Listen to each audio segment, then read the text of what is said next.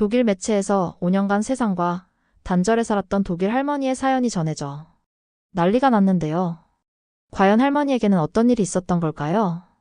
그럼 오늘 사연 시작합니다. 안녕하세요. 제 이름은 마틸다 브루크너입니다. 독일 베를린 외곽에서 78년을 살아온 평범한 여성이죠. 하지만 제가 세상과 단절된 지는 벌써 5년이 넘었습니다. 그날 저는 평소처럼 슈퍼에 갔다가 강도에게 당했습니다. 눈이 내리던 12월의 어둑한 저녁이었어요. 손에는 빵과 우유를 담은 작은 장바구니를 들고 있었고 집으로 돌아가는 익숙한 길을 걷고 있었죠. 갑자기 누군가 뒤에서 제 어깨를 잡았습니다. 날카로운 칼날이 제 목에 닿는 순간 온몸이 얼어붙었어요. 가방 내놔. 낯선 남자의 목소리가 귓가에 울렸습니다. 손이 떨려 지갑을 꺼내는데 시간이 걸렸죠.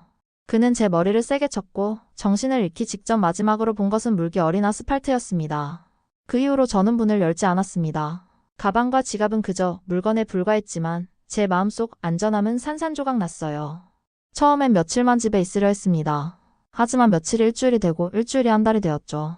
시간이 지날수록 현관문 너머의 세상은 더 무섭게 느껴졌습니다. 음식도 책도 약도 모두 집 안에서만 해결하며 살았어요. 온라인 쇼핑과 배달 서비스가 제 유일한 바깥 세상과의 연결고리였죠.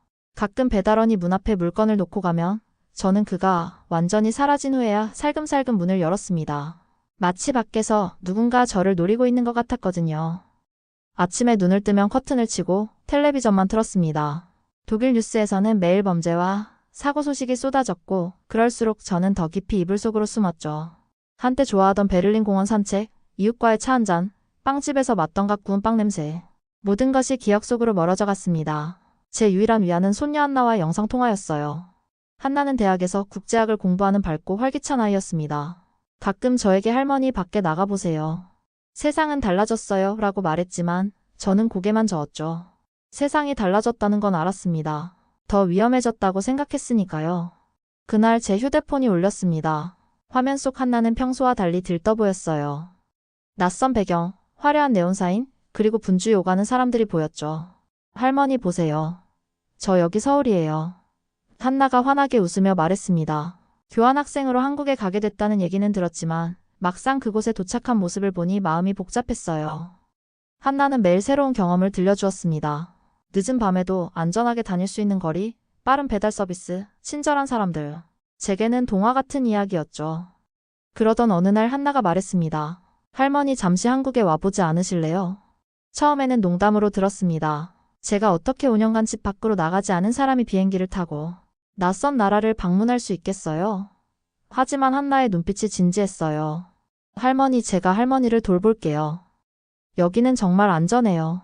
할머니가 베를린에서 느끼는 공포가 얼마나 큰지 알지만 여기서는 달라질 수 있어요. 창밖을 바라보니 회색빛 하늘이 저를 내려다보고 있었습니다. 이 방에서 얼마나 더 살아갈 수 있을까?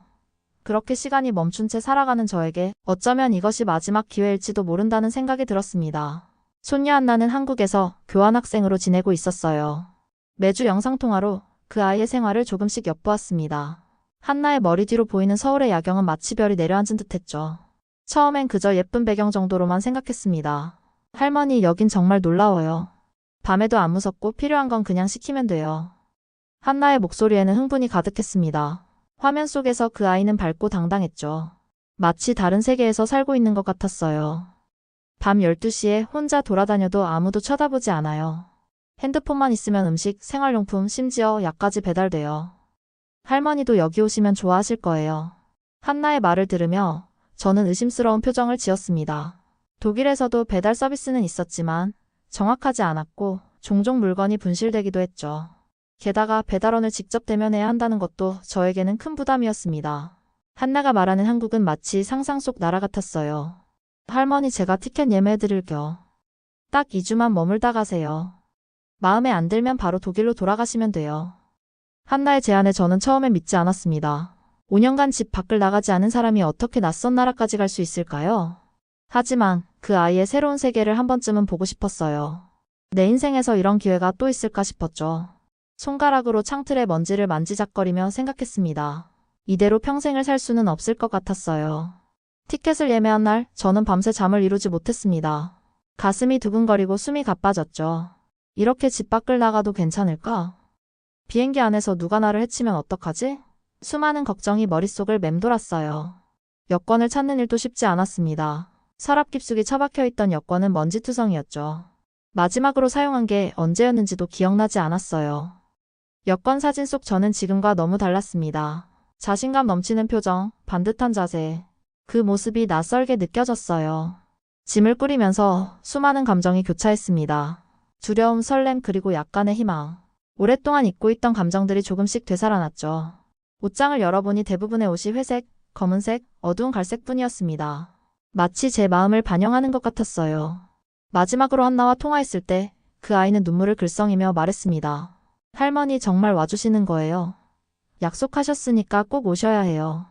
그 순간 저는 결심했습니다. 두려움에 굴복하지 않겠다고. 출발 전날 저는 모든 창문을 닫고 가스밸브를 확인하고 전기 플러그를 뽑았습니다. 마치 다시는 돌아오지 않을 것처럼 말이죠. 침대에 누워 천장을 바라보며 생각했어요. 이게 정말 맞는 선택일까? 그래서 짐을 쌌습니다. 두려움과 궁금함을 안고 저는 처음으로 아시아 땅을 밟았습니다. 인천공항에 도착했을 때 제 다리는 후들거렸어요. 비행기 안에서 12시간 동안 거의 숨도 제대로 쉬지 못했거든요. 한나는 공항에서 저를 기다리고 있었습니다. 그 아이의 얼굴을 직접 본 건 2년 만이었어요. 할머니, 한나가 달려와 저를 껴안았습니다. 그제야 제 긴장이 조금 풀렸죠. 서울이란 도시는 제가 아는 유럽과 전혀 달랐습니다. 공항에서 나오는 순간 빠른 걸음으로 움직이는 사람들, 반짝이는 스크린, 그리고 어디서나 들리는 기계음에 압도되었어요. 마침 이래 도시에 온 것 같았습니다. 택시를 타고 도심으로 향하는 동안 저는 창밖을 내내 바라보았습니다. 고층 빌딩들이 하늘을 찌르듯이 솟아있었고 도로는 차들로 가득했죠. 한나의 집에 도착하자 이미 해가 져 있었습니다. 그날 밤 손녀가 말했죠. 할머니, 여기선 택배도 새벽에 와요. 저는 웃었습니다. 그건 광고겠지. 서울의 밤은 너무 밝았습니다. 베를린에서는 해가 지면 거리가 고요해지지만 이곳은 달랐어요. 도시 전체가 마치 잠들지 않는 생명체 같았습니다. 한나의 아파트 창문으로 보이는 도로에는 여전히 사람들이 분주히 오갔죠.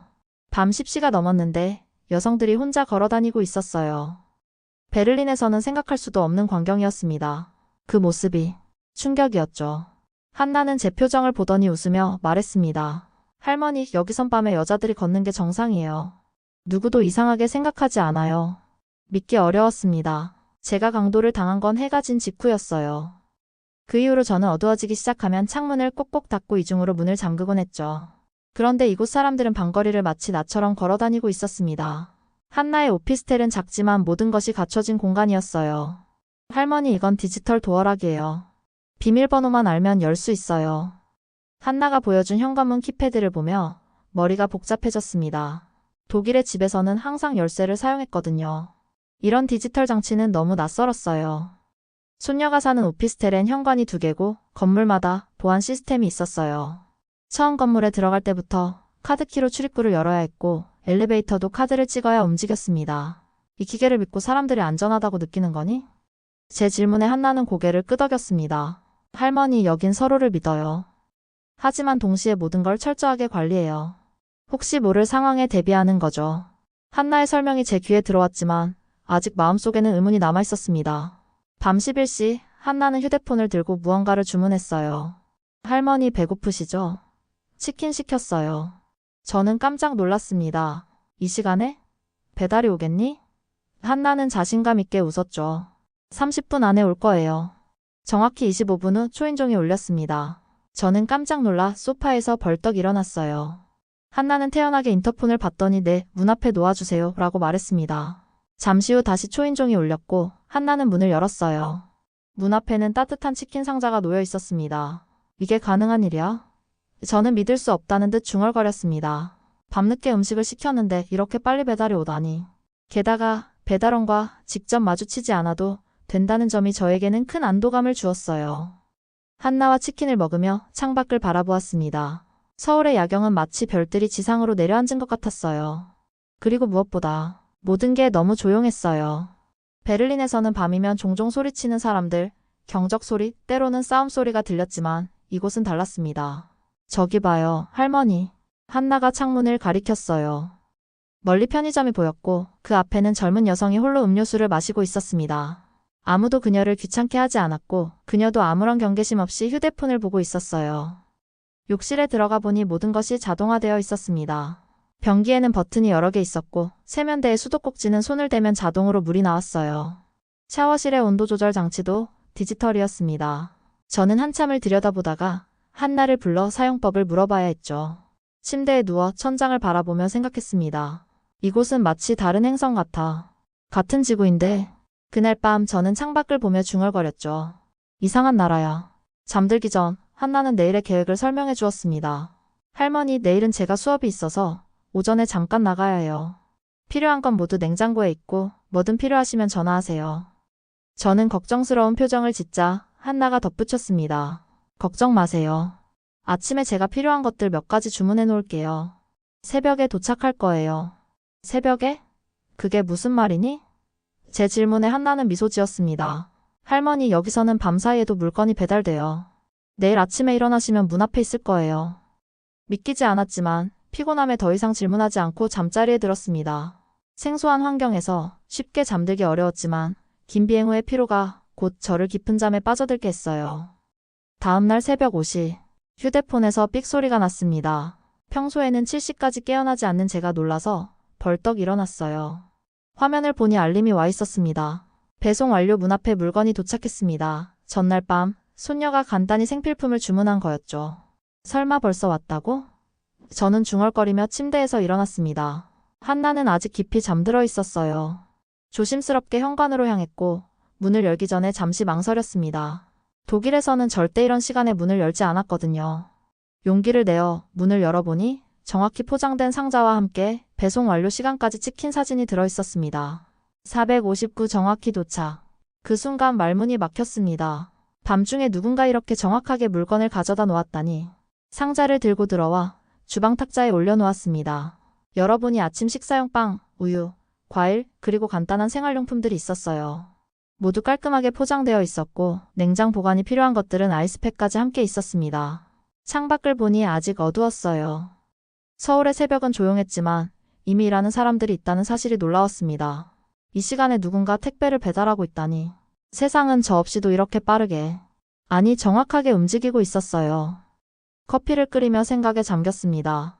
독일에서는 물건이 배송되면 항상 직접 받아야 했고 못 받으면 다시 배송 예약을 해야 했어요. 그것이 제게는 큰 스트레스였죠. 매번 낯선 사람과 마주치는 것이 두려웠으니까요.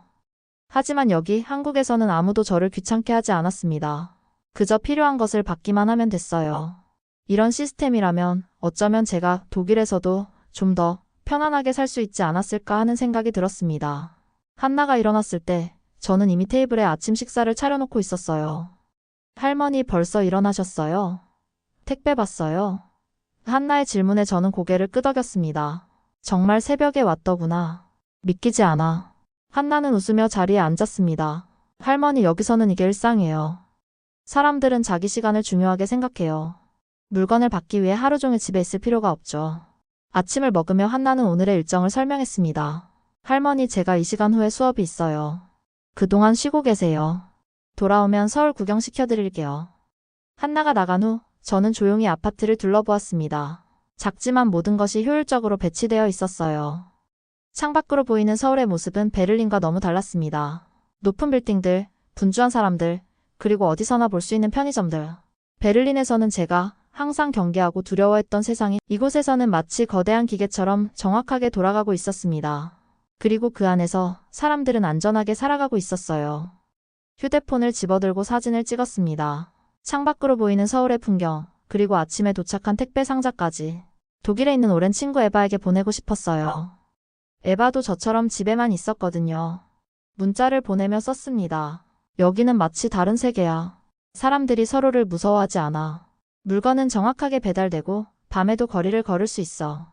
보내고 나서 저는 창가에 앉아 잠시 생각에 잠겼습니다. 그동안 제가 두려워했던 것은 무엇이었을까요? 사람들? 세상? 아니면 그저 변화 자체가 두려웠던 걸까요? 답을 찾진 못했지만 한 가지는 확실했습니다. 이곳에서는 제 두려움이 조금씩 줄어들고 있었어요. 그날 이후 저는 매일 아침 눈을 뜨자마자 문을 열었습니다. 때로는 새벽에 도착한 택배가 있었고 때로는 아침에 배달되는 신선한 과일과 빵이 있었죠. 서울에서의 일상이 조금씩 자리 잡아가고 있었어요. 처음으로 한나와 함께 근처 카페에 갔을 때 제 심장은 마구 뛰었습니다. 5년 만에 처음으로 카페에 들어가는 것이었으니까요. 문을 열고 들어가는 순간 따뜻한 커피 향기가 저를 반겼습니다. 그 향기에 눈물이 날 것 같았어요. 할머니, 어떤 커피 드실래요? 한나의 질문에 저는 어떻게 대답해야 할지 몰랐습니다. 메뉴판에 다양한 커피 이름들이 낯설었거든요. 그냥 평범한 커피. 제 대답에 한나는 웃으며 아메리카노 2잔을 주문했습니다. 카페 구석자리에 앉아 창밖을 바라보았습니다. 서울 거리는 생각보다 깔끔했어요. 사람들은 바쁘게 오가고 있었지만 무질서하지 않았죠. 모두가 자신의 길을 가면서도 서로를 배려하는 모습이 인상적이었습니다. 할머니, 이 앱 한번 봐요. 한나가 자신의 휴대폰을 보여주었어요. 화면에는 다양한 음식점과 상점들이 나열되어 있었죠. 이걸로 거의 모든 걸 주문할 수 있어요. 음식, 생필품, 심지어 약까지요. 저는 의아한 표정으로 물었습니다. 그런데 이걸 어떻게 믿니? 돈만 가져가고 물건은 보내지 않으면 어쩌고? 한나는 고개를 저었어요. 할머니, 여기선 그런 일이 거의 없어요. 모든 게 시스템 안에서 관리되거든요. 며칠이 지나자 한국의 리듬에 조금씩 익숙해졌습니다. 창문을 열면 들려오는 도시의 소리, 저녁이면 빛나는 네온사인, 그리고 언제나 분주한 사람들. 처음에는 낯설었던 것들이 이제는 편안하게 느껴졌어요. 하루는 손녀가 제게 말했습니다. 할머니, 직접 한번 시켜보실래요? 놀란 표정으로 한나를 바라보았어요. 제가 직접 뭔가를 주문한다고요? 독일에서는 온라인 쇼핑을 시도했다가 여러 번 실패한 기억이 있었거든요. 걱정 마세요. 제가 도와드릴게요. 한나가 자신의 휴대폰을 건네며 말했습니다. 화면에는 이미 앱이 실행되어 있었고 다양한 상품들이 보였어요. 떨리는 손으로 앱을 열고 한나의 도움을 받아 비타민과 차를 주문했습니다. 내일 아침이면 도착할 거예요. 한나가 말했지만 저는 반신반의했어요. 제가 직접 주문한 것이 정말 도착할까요? 그날 밤 저는 계속 그 생각을 하며 잠에 들었습니다. 다음날 아침 알림음이 울렸어요. 배송 완료 문 앞에 물건이 도착했습니다. 서둘러 현관으로 가보니 정확히 그 물건이 도착해 있었습니다. 제가 주문한 비타민과 차였어요. 믿을 수 없었습니다. 상자를 들고 주방으로 가서 종이와 펜을 찾았어요. 저는 손수 고맙습니다 라고 적은 메모를 상자 위에 올려두었습니다. 다음날 배송이 오면 배달원이 볼 수 있도록요. 제 인생에서 처음 있는 일이었어요. 누군가를 위해 메모를 쓴 것, 그리고 웃은 것. 한나가 학교에서 돌아왔을 때 저는 흥분된 목소리로 말했습니다. 내가 주문한 게 정말 왔어. 믿을 수 없어. 한나는 미소 지으며 고개를 끄덕였죠. 당연하죠, 할머니. 여기서는 약속은 지키는 거예요. 그날 저녁 한나는 제게 커다란 선물을 했습니다. 할머니를 위한 선물이에요. 상자를 열어보니 작은 태블릿이 들어있었어요. 이걸로 독일에 계신 친구들과도 영상통화할 수 있고 책도 읽을 수 있어요. 그리고 무엇보다 직접 주문도 하실 수 있죠. 태블릿을 손에 들고 느껴보았습니다. 가볍고 편리했어요. 한나는 인내심 있게 기본적인 사용법을 알려주었죠. 처음에는 어색했지만 금세 익숙해졌습니다. 독일에 있을 때는 새로운 기술을 배우는 것이 두려웠는데 이제는 그렇지 않았어요. 내일은 혼자 주문해볼게. 제 말에 한나는 놀란 표정을 지었습니다. 불과 일주일 전만 해도 저는 문을 열기도 두려워했는데 이제는 스스로 무언가를 시도하겠다고 하니까요. 다음날 한나가 학교에 간 사이 저는 태블릿으로 과일과 치즈를 주문했습니다. 처음에는 실수도 많았지만 결국 주문에 성공했어요. 화면에 뜬 주문이 완료되었습니다. 메시지를 보는 순간 작은 성취감이 밀려왔습니다. 그날 저녁 제가 주문한 과일과 치즈로 한나를 위해 간단한 저녁을 준비했어요. 할머니 직접 주문하셨어요? 한나의 놀란 표정이 기뻤습니다. 그럼 내가 직접 했지. 처음으로 저는 자랑스러움을 느꼈어요. 매일 조금씩 용기를 내어 새로운 것을 시도했습니다. 처음으로 혼자 편의점에 가보기도 하고 근처 공원을 산책하기도 했어요. 물론 여전히 불안함은 있었지만 그 두려움이 저를 지배하지는 않았습니다. 서울에서의 매일은 저에게 작은 기적이었어요.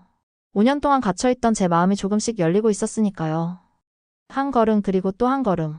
저는 천천히 하지만 확실하게 세상으로 나아가고 있었습니다.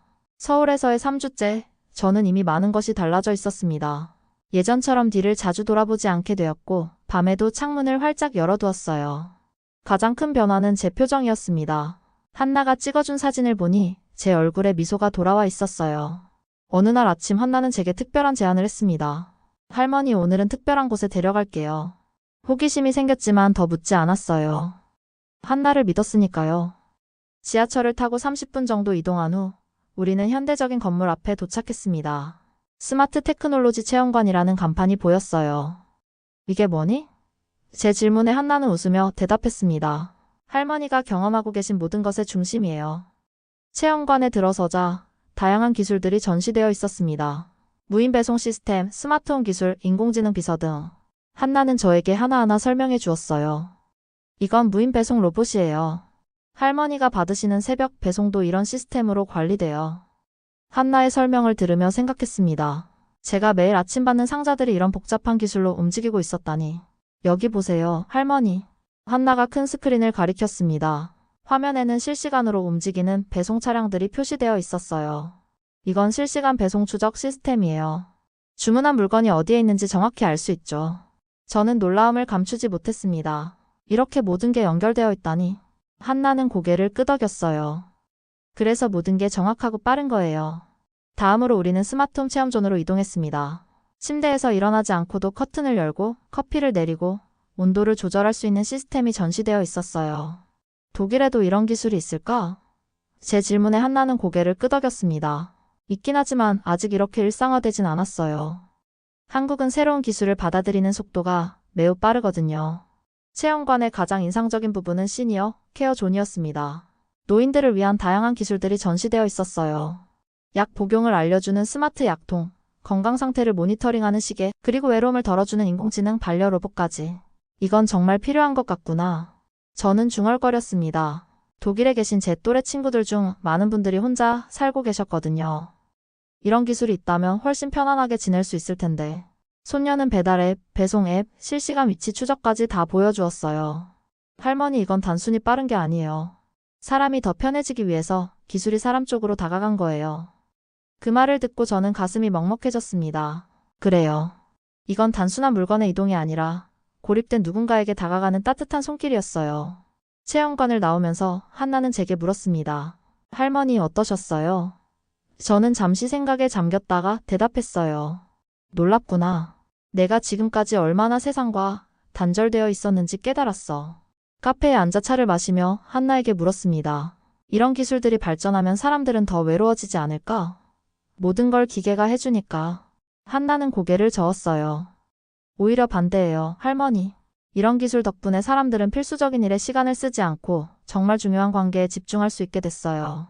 할머니와 제가 지금 이렇게 앉아 이야기할 수 있는 것도 제가 장 보러 가거나 물건 받으러 집에 있지 않아도 되기 때문이죠. 그 말이 제 마음에 와닿았습니다. 독일에서 저는 너무 많은 시간을 일상적인 걱정에 쏟아부었어요. 택배가 제때 오는지, 가게에 가도 안전한지, 문을 열어도 괜찮을지. 그런 걱정들이 저를 지치게 했죠. 한나야, 내 말이 맞구나. 기술은 단지 편리함이 아니라 사람을 자유롭게 하는 거야. 제 말에 한나는 환하게 웃었습니다. 그날 저녁, 숙소로 돌아오는 길에 저는 처음으로 혼자 작은 가게에 들어갔어요. 한국 전통차를 파는 곳이었습니다. 점원은 친절하게 다양한 차를 설명해 주었고 저는 몇 가지를 골라 구매했어요. 독일에 있는 친구들에게 선물하기 위해서였죠. 가게를 나오면서 깨달았습니다. 이제 저는 더 이상 세상을 두려워하지 않았어요. 오히려 새로운 것을 경험하고 싶었죠. 한국의 기술이 저에게 준 것은 단순한 편리함이 아니었습니다. 그것은 자신감이었고 세상과 다시 연결될 수 있는 용기였어요. 한국에서의 시간이 빠르게 흘렀습니다. 어느덧 2주가 지나고 독일로 돌아갈 시간이 다가왔어요. 처음에는 잠시 한국에 들르는 정도로 생각했는데 이제는 떠나기가 아쉬웠습니다. 마지막 밤, 한나와 함께 한강공원을 거닐었어요. 밤하늘 아래 반짝이는 강물을 보며 제 마음도 출렁였습니다. 이제 독일로 돌아가야 하는구나. 한나는 제 손을 꼭 잡았어요. 할머니 어떠셨어요? 한국에서의 시간이? 저는 잠시 생각에 잠겼습니다. 어떻게 표현해야 할까요? 제 인생이 완전히 바뀐 이 시간을 처음으로 오랜 시간이 지난 후에 다시 살아있다는 느낌이 들었어. 제 말에 한나의 눈가가 붉어졌어요. 할머니가 행복해 보여서 저도 기뻐요. 숙소로 돌아오는 길에 우리는 편의점에 들렀습니다. 한나는 제가 좋아하게 된 음료와 과자를 몇 개 골랐어요. 독일에 가져가세요. 그리고 기억하세요. 세상은 여전히 아름다워요. 한국에서의 마지막 밤. 저는 문 앞에 놓인 택배를 다시 바라보며 말했습니다. 한나야, 나 여기서 계속 살면 안 될까? 농담처럼 던진 말이었지만 제 마음 한구석에는 진심이 담겨 있었어요. 손녀는 눈시울을 붉히며 고개를 끄덕였습니다. 할머니가 원하신다면 가능할 거예요. 제가 도와드릴게요. 그 순간 5년 전 이후 단 한 번도 울리지 않았던 베를린집 초인종이 제 가슴 속에서 다시 울리는 것 같았어요.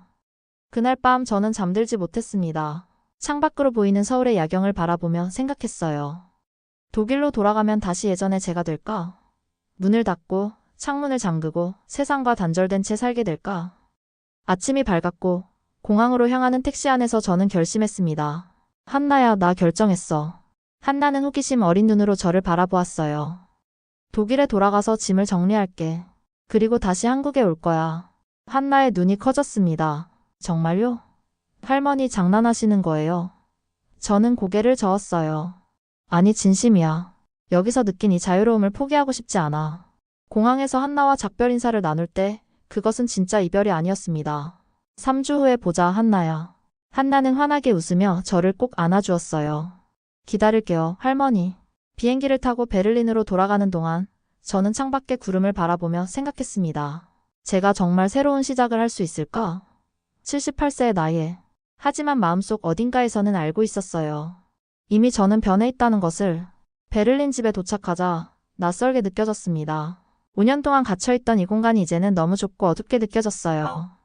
창문을 활짝 열고 먼지를 털어냈습니다. 놀랍게도 제 집 초인종이 울렸어요. 순간 긴장했지만 이내 심호흡을 하고 문을 열었습니다. 오랜 이후 에바였어요. 마틸다, 돌아왔구나. 내가 보낸 사진들이 정말 놀라웠어. 한국은 어땠니? 저는 에바를 집 안으로 초대했습니다. 5년 만에 처음으로 누군가를 제 집에 들인 거예요. 차를 대접하며 한국에서의 경험을 들려주었습니다. 에바의 눈이 점점 커졌어요. 정말? 그런 곳이 있다고? 있어, 에바. 그리고 나 결정했어. 한국으로 다시 갈 거야. 적어도 6개월 동안은 머물 생각이야. 제 말에 에바는 놀란 표정을 지었지만 이내 미소를 지었죠. 마틸다, 내가 다시 예전처럼 밝아진 것 같아. 기뻐. 베를린에서의 마지막 며칠 동안 저는 오랫동안 방문하지 않았던 곳들을 다시 찾았습니다. 예전에 좋아하던 빵집, 공원, 그리고 오페라 하우스까지. 이제는 두려움 없이 그곳들을 즐길 수 있었어요. 마지막으로 집을 둘러보며 생각했습니다. 이 공간에서 얼마나 많은 시간을 두려움에 갇혀 살았던가. 이제는 그 굴레에서 벗어날 시간이었어요. 3개월 뒤 저는 서울의 외국인 대상 주거지에서 살아가고 있습니다. 한나의 도움으로 6개월 임대 계약을 맺은 작은 아파트예요. 창문으로는 한강이 보이고 근처에는 편의점과 공원이 있습니다. 서울시 고령자 정착 프로그램의 시범 케이스로 소개되었고 어제는 언론사에서 저를 인터뷰하러 오기도 했어요. 브루크너 씨, 78세의 나이에 한국에 정착하기로 결정하셨는데 그 이유가 무엇인가요? 저는 잠시 생각하다가 대답했습니다. 한국의 택배는 단순한 편의가 아닙니다. 문 앞에 상자 하나가 사람을 다시 살아가게 만든다면 그건 기술이 아니라 기적입니다. 인터뷰 후 기자는 제게 말했어요. 브루크너 씨의 이야기가 많은 사람들에게 희망이 될 것 같습니다. 특히 고령자분들께요. 그 말을 들으니 가슴이 따뜻해졌습니다. 매일 아침 저는 새벽에 도착한 택배를 확인하는 것으로 하루를 시작합니다. 때로는 한나가 보낸 선물이 있고 때로는 제가 주문한 식료품이 있죠. 그리고 항상 제 마음속에는 감사함이 가득합니다. 이제 저는 한국어 수업도 듣기 시작했어요. 처음에는 어려웠지만 조금씩 익숙해지고 있습니다. 안녕하세요. 감사합니다. 와 같은 기본적인 인사말부터 시작해서 이제는 간단한 대화도 할 수 있게 되었죠. 한나는 주말마다 저를 방문합니다. 함께 새로운 카페를 탐험하고 박물관을 방문하고 때로는 단순히 한강에서 산책을 즐기기도 해요. 무엇보다 좋은 건 더 이상 두려움에 지배되지 않는다는 점입니다. 지난주에는 에바에게서 편지가 왔어요. 그녀도 제 영향을 받아 더 활발하게 외출하기 시작했다고 합니다. 마틸다, 내가 용기를 준 덕분에 나도 다시 세상으로 나가고 있어. 고마워. 제 작은 아파트에는 이제 다양한 기술 제품들이 있습니다.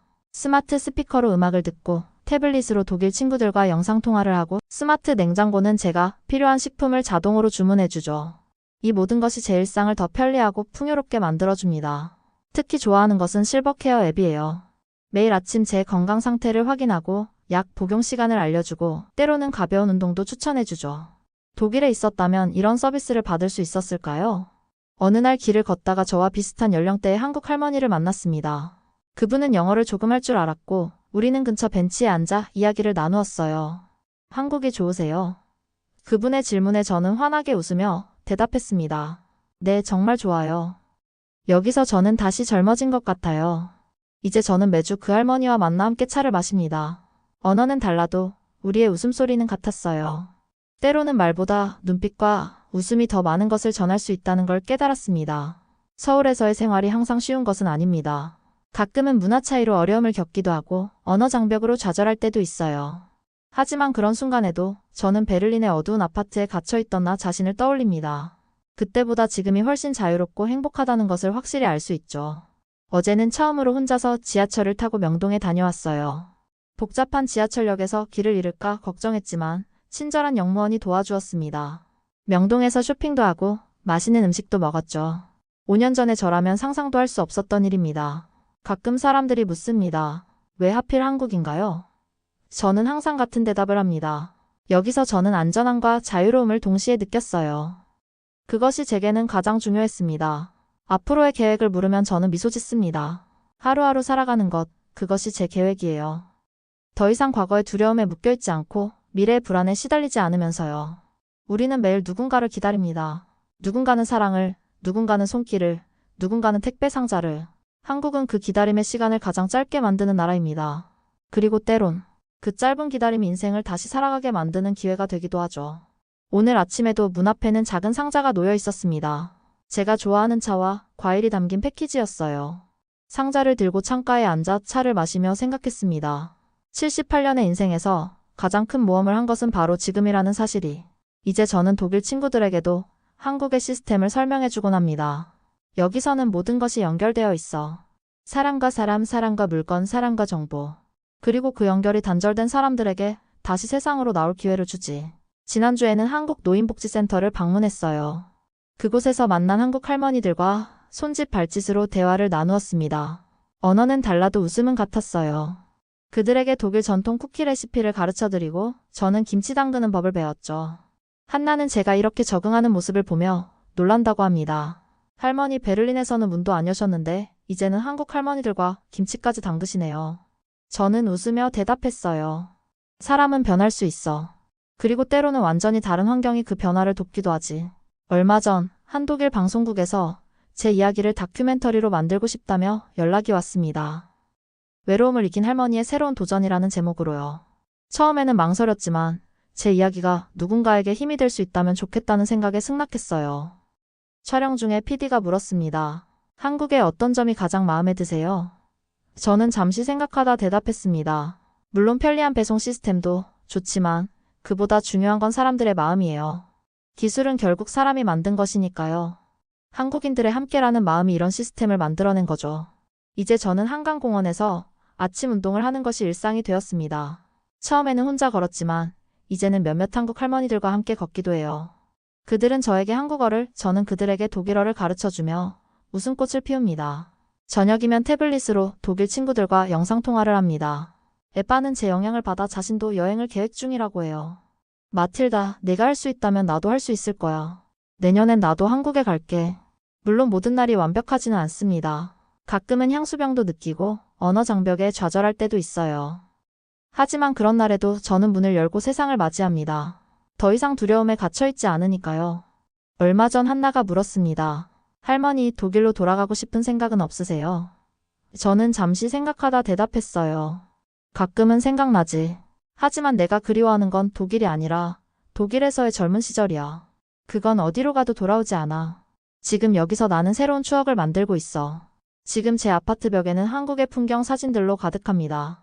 한강의 석양, 북촌의 한옥, 그리고 제가 좋아하는 근처 카페까지 모두 제가 직접 찍은 사진들이에요. 매일 새로운 것을 발견하는 기쁨을 느끼고 있습니다. 이제 저는 다시 꿈을 꾸기 시작했어요. 한국어를 더 배워서 현지 친구들과 더 깊은 대화를 나누고 싶고 한국의 다른 도시들도 방문해보고 싶습니다. 내년에는 제주도 여행도 계획하고 있어요. 어제는 한나에게 말했습니다. 네가 아니었다면 이런 삶을 경험하지 못했을 거야. 고마워. 한나는 눈물을 글썽이며 대답했어요. 할머니가 용기를 내주셔서 감사해요. 할머니가 이렇게 행복해 하시는 모습이 제게는 가장 큰 선물이에요. 제 인생의 마지막 장이 이렇게 다채롭고 따뜻할 거라고는 상상도 못했습니다. 78년을 살아오면서 저는 많은 것을 잃었다고 생각했어요. 하지만 지금은 깨달았습니다. 우리는 언제든 새로운 시작을 할 수 있다는 것을. 한국의 택배는 단순한 편의가 아닙니다. 문 앞에 상자 하나가 사람을 다시 살아가게 만든다면 그건 기술이 아니라 기적입니다. 제 인생의 기적은 이렇게 서울의 작은 아파트에서 시작되었습니다. 오늘도 저는 새로운 하루를 기대하며 눈을 뜹니다. 문 앞에 놓인 상자를 확인하고 창문을 활짝 열어 서울의 아침 공기를 맞이합니다. 그리고 매일 감사함을 느끼죠. 제가 다시 세상과 연결되었다는 사실에. 마지막으로 여러분께 말씀드리고 싶습니다. 인생에는 때때로 우리를 완전히 변화시키는 작은 순간들이 있습니다. 그것이 문 앞의 택배 상자일 수도, 낯선 나라로의 초대일 수도 있어요. 중요한 것은 그 순간을 잡을 용기를 내는 것입니다. 저처럼 말이죠. 오늘의 감동사연 어떠셨나요? 우리는 매일 누군가를 기다립니다. 누군가는 사랑을, 누군가는 손길을, 누군가는 택배 상자를. 한국은 그 기다림의 시간을 가장 짧게 만드는 나라입니다. 그리고 때론 그 짧은 기다림이 인생을 다시 살아가게 만드는 기회가 되기도 하죠. 오늘도 감동 읽어주는 여자 채널을 봐주셔서 감사합니다.